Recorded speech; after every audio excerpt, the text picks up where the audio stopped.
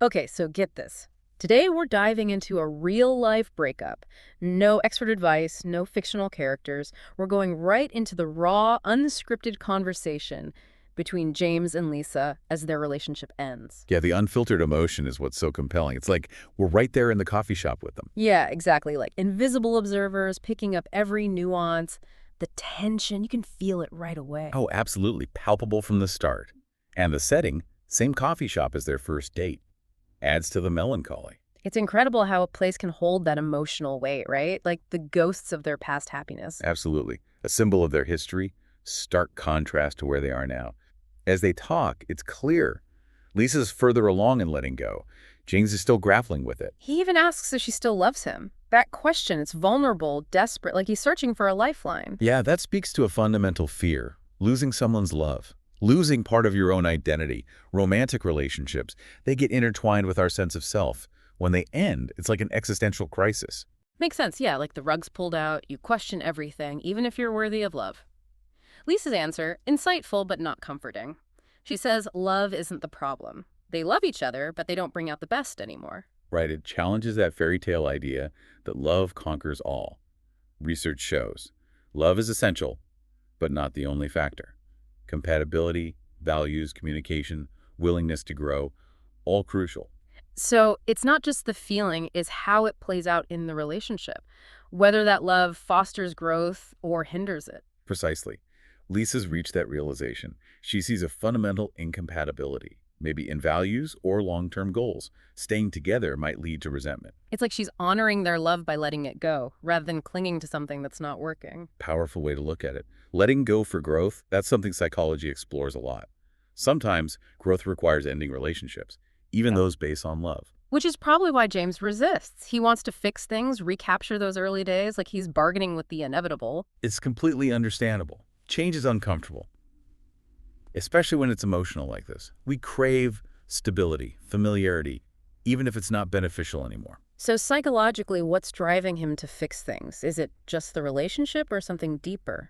Well, several factors. Fear of the unknown, big one. Facing life without her, being single again, daunting. Especially after so much time together, losing your routine, social circle, sense of belonging. Exactly. And there's the fear of failure.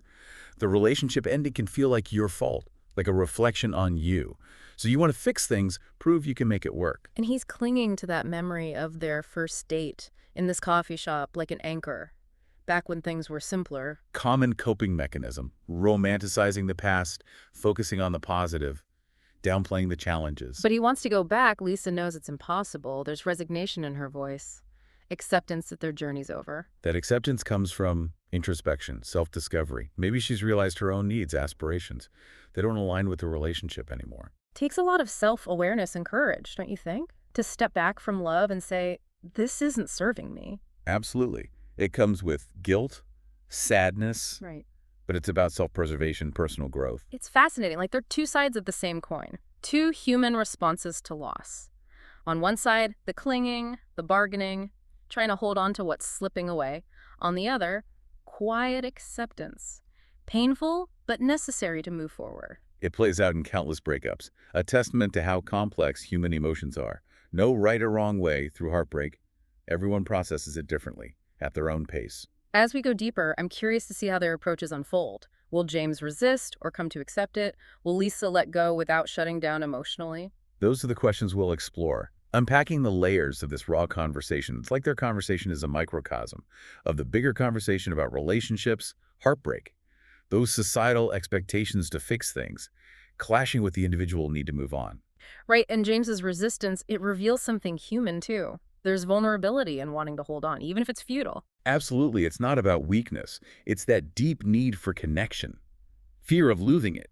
He's facing rebuilding his life without her. And there's the pressure to make it work, especially after a long relationship, like admitting defeat if you don't try. Crucial point, social stigma around breakups.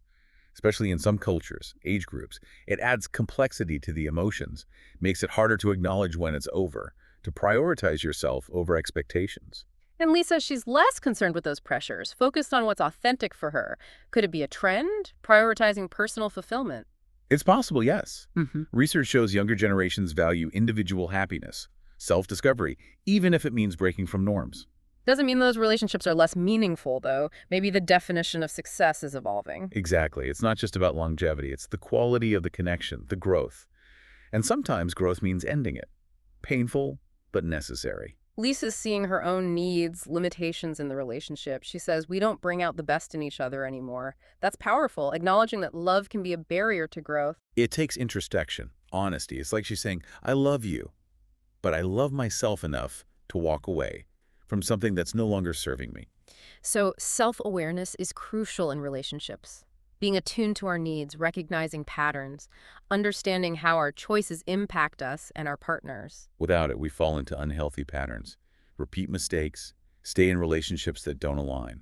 I'm struck by the silence in their conversation, the unspoken words. It's like the pauses are meaningful. Silence is powerful communication, especially when emotions are high.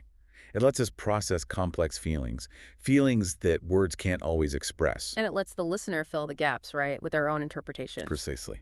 Which leads to another key aspect, unspoken communication, those nonverbal cues that speak volumes. You feel the weight of their history in those silences. Years of understanding, the joys, the sorrows. Maybe even gratitude. Gratitude for the shared time, even as they move on. Like they're saying goodbye to a chapter, a shared experience that shaped them. Saying goodbye is complex, especially with love still there. Mourning what was, the dreams, the hopes. But maybe there's hope for the future too. Ending a relationship, it creates space for new beginnings, personal growth, new paths. It's like shedding skin, Yeah. liberating and terrifying. We're reminded that heartbreak is universal. It transcends age, culture, circumstance. A reminder that even in those vulnerable moments, we're not alone.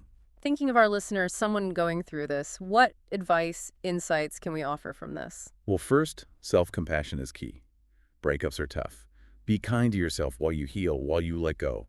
And don't compare your journey to others. No timeline for grief. Exactly. If you're struggling, seek support. Friends, family, a therapist.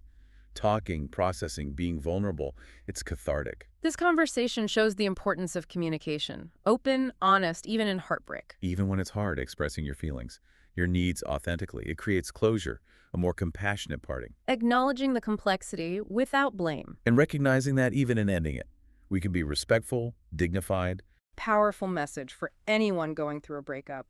Even in pain and loss, we can choose integrity, compassion for ourselves and our former partners. That choice, it's a step towards healing, moving forward.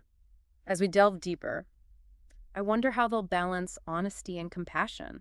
Will they be respectful even while facing the painful reality?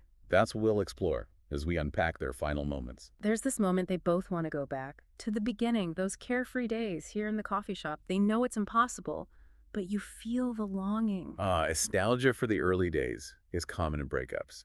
That desire for simplicity, when things were effortless, full of promise. We forget the challenges that come later. Right, and it makes you think about how we tell the story of our relationships. We highlight the good, downplay the bad. It's like an idealized version of the past. Those stories have a purpose, though. They help us understand, find meaning in it all. But sometimes they stop us from seeing the truth. And Lisa, she seems to be deconstructing that story. She sees the good times, but knows it's changed. Yeah, that shift in perspective is tough, but it's often necessary to grow. Letting go of the ideal, that's how you face reality. Which brings us to their goodbyes. Simple words, but so much emotion underneath. The weight of their history, the memories, the unspoken apologies. There's finality in it, their journey's over, but also hope they're ready to move on. But is there a danger in romanticizing breakups like this? Real life is rarely so clean, so articulate. True, it's just one snapshot. Every breakup is unique, no one size fits all. So it gives us insight, but not a blueprint. Exactly. Some breakups are messy, angry, resentful. Others are amicable, but still hurt. The key is to feel it all.